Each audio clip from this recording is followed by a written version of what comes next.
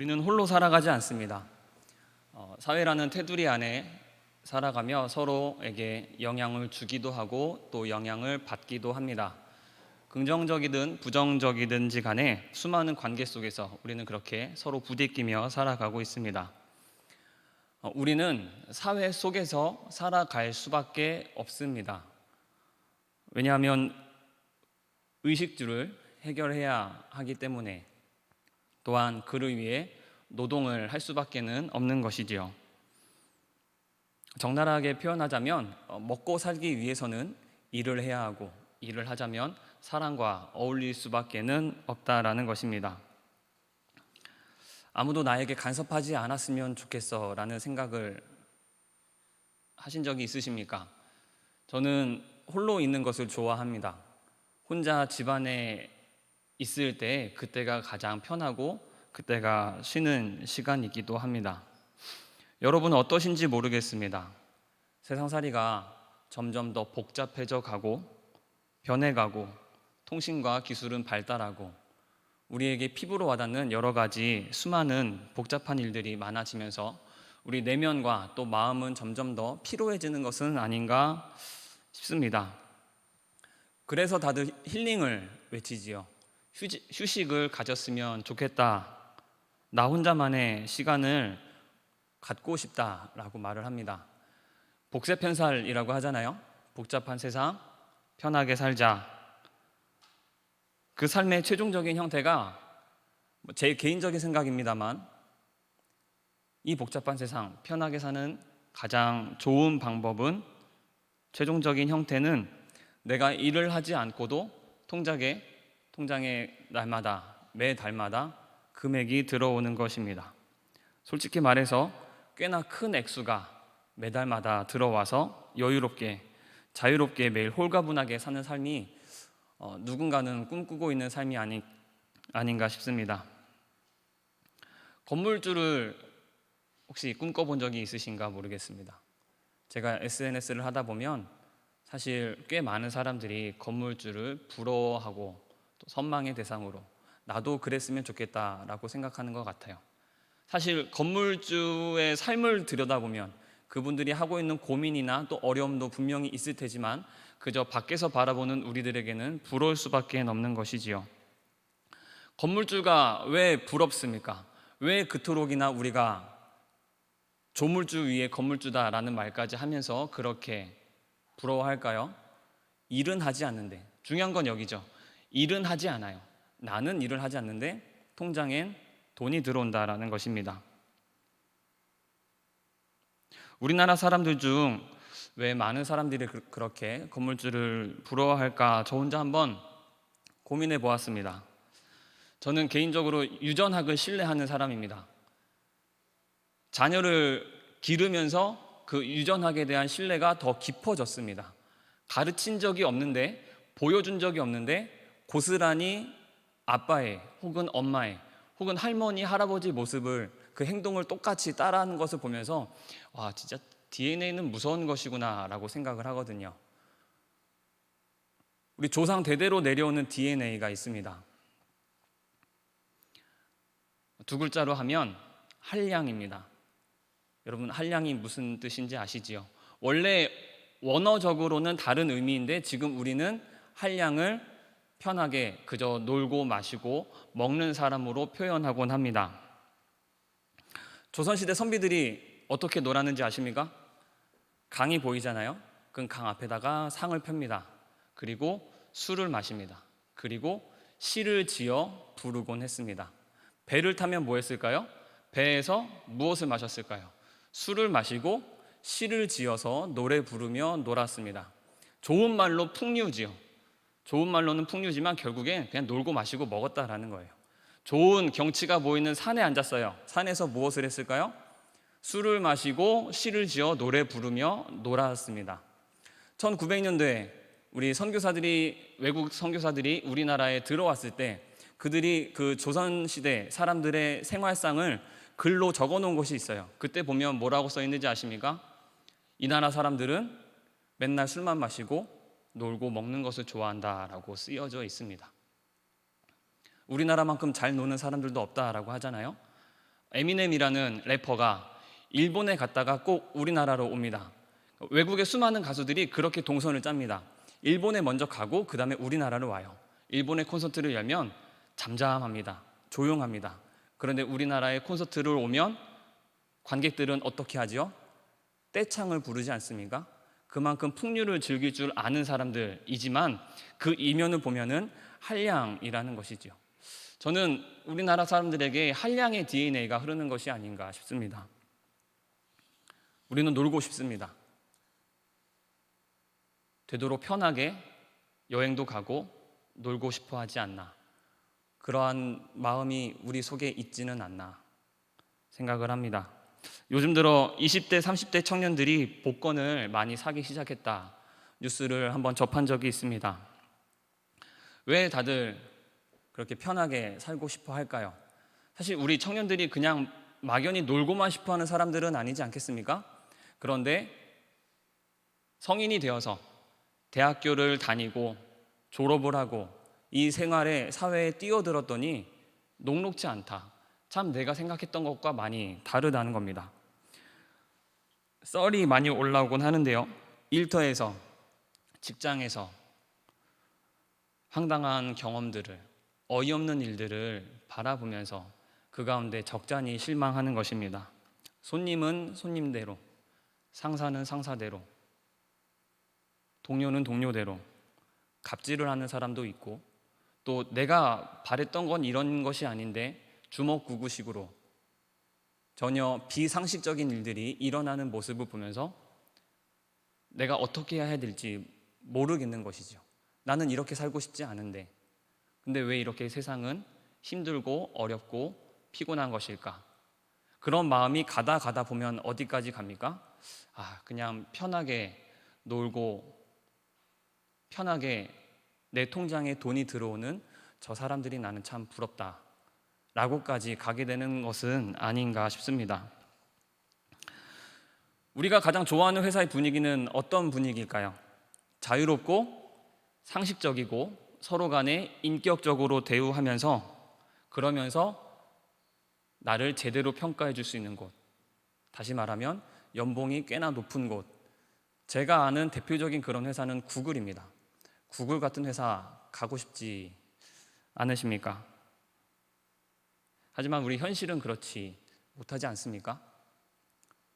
누구나 다 좋은 회사를 가고 싶고 좋은 분위기에서 일하고 싶지만 우리 형편은, 우리 현실은 그렇지 못하고 우리는 냉정하게 차갑게 우리 자신을 또 이 사회와 세상을 바라볼 수 있어야 하겠습니다. 상상 속에서 그런 넉넉한 환경을 꿈꾸지만 그 상상을 또 우리 꿈을, 우리 바람을 이루기 위해 노력해야 되지만 냉정하게 현실을 보고 또 지금 이 가운데서 내가 할 수 있는 것은 무엇인지 우리는 부단히도 애써야 하는 것입니다.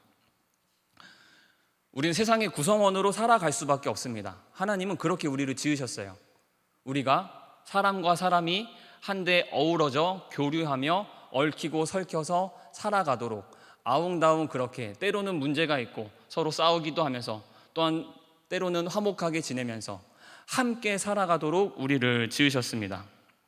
그런데 그렇게 함께 어우러져 살다 보니까 때로는 문제가 생기는데 때로는 내가 감당할 수 없을 만큼 터져버리는 그 일들 때문에 현실을 도피하고 싶을 때가 있는 것입니다. 현실을 도피한다고 도피가 되는 것이 아니지요. 누군가에게서 간섭받지 않고 나 혼자 살고 싶다? 무인도에 가면 그럴 수 있습니다. 히키코모리가 은둔형 외톨이가 되면 그런 삶을 살 수 있는지도 모르겠습니다. 그런데 과연 그런 삶이 얼마나 오래 가겠습니까? 우리는 먼 미래를 바라보아야 하지요. 먼 미래를 바라보며 우리는 차근차근 나의 삶을 성실하게 살아가야 하겠습니다. 하나님께서 우리를 보내셨음을, 하나님께서 이 땅 가운데 우리를 지으셨고 보내셨음을 잊지 마시기를 바랍니다. 예수님께서 말씀하셨습니다. 너희는 세상의 소금이다. 조금 있어 보이려고 오늘 설교 제목을 Salt to Taste라고 영어로 지어보았는데 맛을 내는 소금입니다. 소금은 맛을 내는 역할을 합니다. 그런데 먼저 좀 중요하게 짚어보았으면 좋겠습니다. 우리 보고 너희가 소금이 되었으면 좋겠다라고 하지 않으셨어요. 얘들아, 너희가 소금이 되어라 라고 하지 않으시고 우리에게 너희는 세상의 소금이다 라고 하셨어요. Be the salt가 아니라 You are the salt of the earth. 되라, 그런 존재가 되라가 아니라 이미 너희는 그러한 존재다라고 말씀을 하셨습니다. 하나님, 저 소금 안 할래요. 저 그냥 편하게 살면 안 될까요? 전 자유로운 새가 되고 싶어요. 저 유유히 흐르는 계곡이 바다가 되고 싶어요. 하나님, 저는 소금으로는 살고 싶지 않아요 라고 우리는 말할 수가 없습니다. 왜냐하면 지금 우리는 이미 소금이기 때문에. 우리에겐 두 가지 선택밖에 없습니다. 소금의 역할을 감당하고 살든지 아니면 밖에 버려져 밟히는 소금이 되든지. 소금은 짠맛을 내는 소금이 있고 짠맛을 잃어버린 소금밖에 없습니다. 우리는 그 두 가지 중 하나밖에 선택할 수가 없다라는 거예요. 한국 교회가 왜 그렇게 비난을 받습니까? 너희는 소금이다라고 이미 예수님께서 말씀하셨는데 그 소금의 역할을 감당하고 있지 못하기 때문입니다. 그래서 이토록 밟히고 있잖아요. 처참하게 지탄을, 비난을, 조롱을 받고 있지 않습니까? 그건 나와는 상관없는 일이야.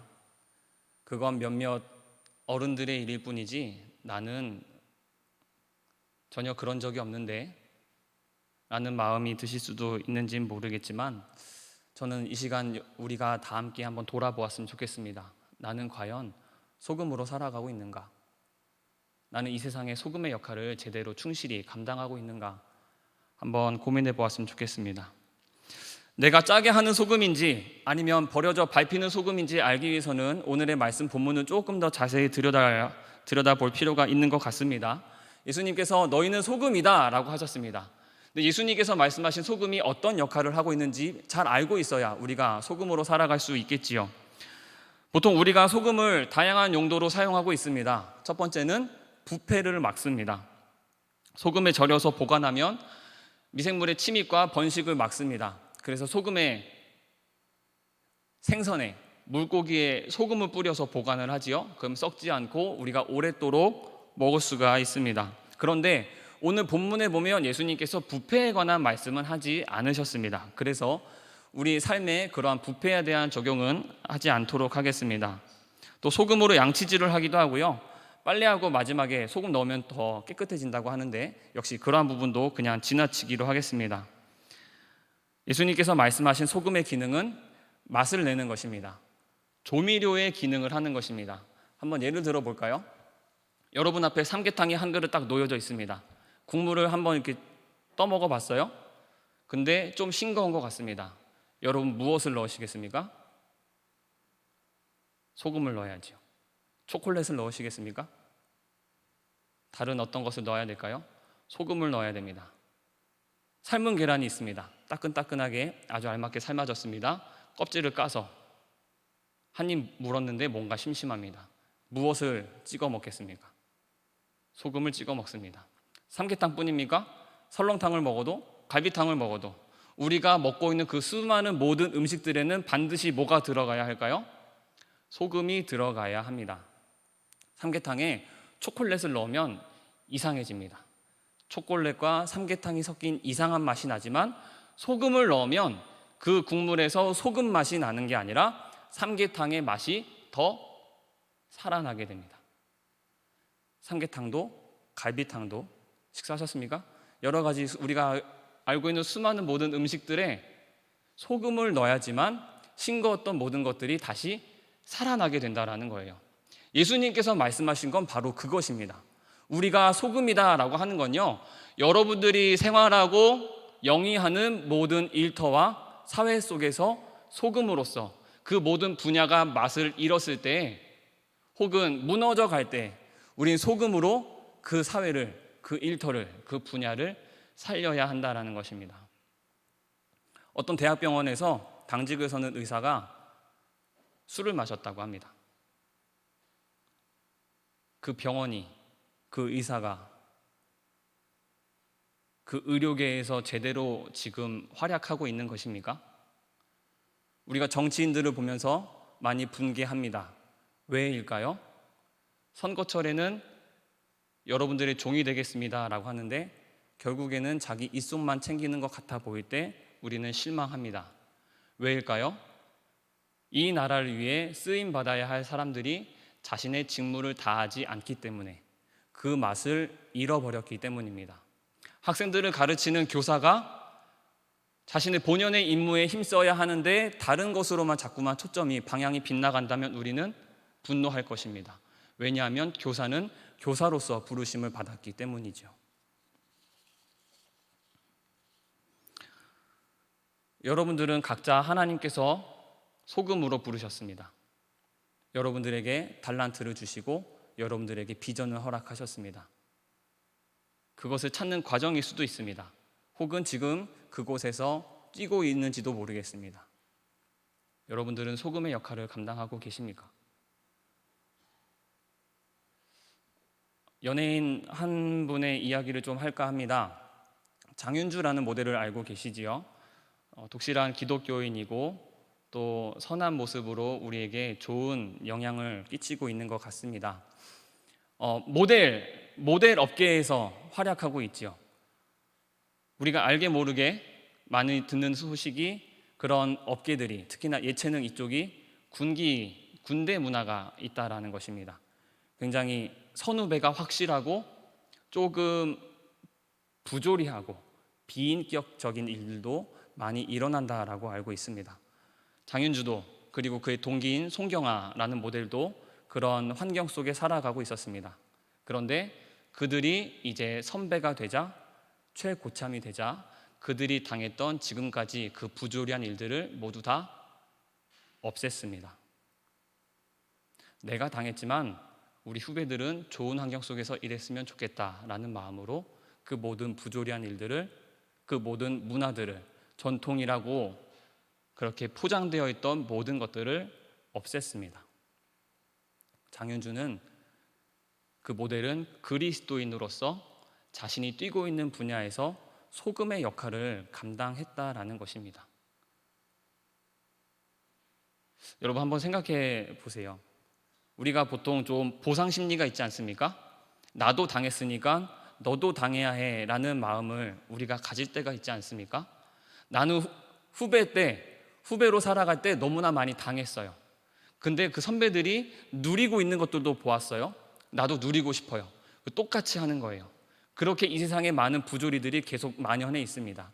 그런데 그 모델은, 장윤주는, 나는 당했지만 내 후배들만큼은, 내가 그때 그만큼 괴로웠으니까 우리 후배들은 겪지 말아야 되겠다라는 마음으로 그것을 없앴다라는 거예요.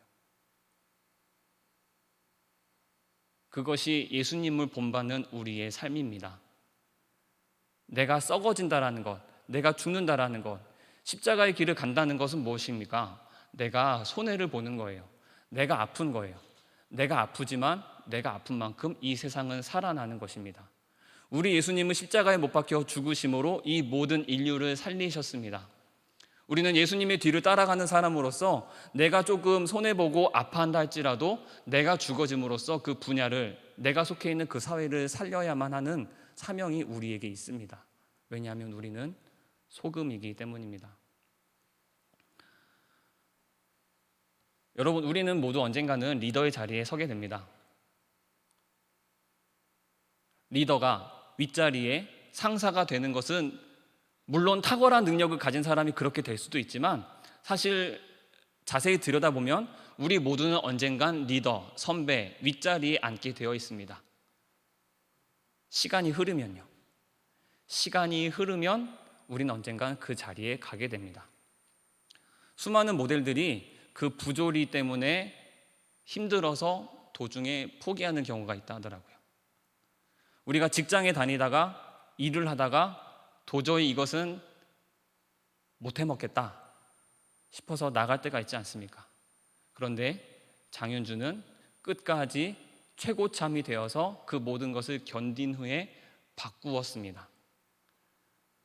여러분, 사실 후배일 때, 아래에 있을 때, 가장 밑에 있을 때 세상을 바꾼다는 것은 사실 그렇게 쉬운 일은 아닙니다. 그래서 혁명이라고 하지 않습니까? 근데 혁명에는 꼭 희생이 따르고 피가 뒤따르게 된다는 것을 우리 역사를 통해 많이 알고 있습니다. 우리는 화목하게 하는 사람으로서, 이 땅을 화평하게 하는 하나님의 아들이라 일컬어짐을 받는 사람으로서 인내하고 기다릴 수 있어야 하겠습니다. 하나님께 기도해야 되겠습니다. 하나님, 내가 지금의 이 시기를 견디고 인내하게 하옵소서. 그럼 그때 우리는 언젠가 그 자리에 서게 될 것입니다. 그럼 그때 우리는 소금으로서 이 세상을 변화시킬 수 있게 될 것입니다. 저는 여러분들이 소금으로 살아가시기를 소망합니다. 이 땅을 변화시키는 하나님의 사람이 되시기를 소망합니다. 조금 어려운 이야기지만 한 가지만 더 말씀드리고 싶습니다. 장윤주는 모델로서 선후배 간의 관계를 변화시켰습니다. 너무나 훌륭한 일이지요. 근데 여러분, 모델업계가 모델만 있습니까? 아니죠. 디자이너도 있고요, 광고업체도 있고요, 에이전시도 있고요. 그간에 수많은 얽혀있는 여러 사람들이 있습니다. 그 중에서 장윤주는 모델과 모델 사이의 일을, 선후배 사이의 일을 변화시켰습니다. 아직 해결해야 할 숙제가 많이 있다라는 뜻이기도 하지요. 그래서 우리는 하나님께서 허락하신 달란트를 통해 각 분야에 있어야 하겠습니다. 우리가 내가 지금 현재 자리에서 내가 맡겨진 이 임무를, 사명을 충실히 감당하다 보면은 언젠가 우리는 서로 만나게 될 것입니다. 그리고 서로를 축복하게 될 것입니다. 우리가 견디었더니, 우리가 그 인내의 시간을 견뎠더니, 우리가 예수님을 바라보며 십자가를 지고 나를 희생하며 이 땅을 내가 지금 몸담고 있는 이 현실 가운데 기도하였더니 우리가 서로 소금이 되었구나. 우리가 서로 이렇게 이 세상을 변화시키는 하나님의 사람이 되었구나. 그렇게 우리는 노래할 수 있어야 하겠습니다. 여기 앉아 계신 우리 모든 청년들이 각자의 분야에서 소금이 되시기를 소망합니다. 여러분 이미 소금입니다. 맛을 내는 소금이 되시기를 바랍니다. 우리가 다 안타까워하고 있는 이 현실 가운데에서 십자가를 들고 아무리 많은 사람들이 우리를 조롱한다 할지라도 인내하고, 우리 주님이 견디신 것처럼, 우리 예수님께서 십자가에 달리시면서도 로마 군사들의 그 수많은 조롱을 견디면서까지 구원을 완성하셨던 것처럼 우리도 각자의 자리에서 인내하고 하나님의 일을 완성시켜 나가는 복되고 우리 주님 보시기 사랑스러운 하나님의 자녀가 되기를 소망합니다.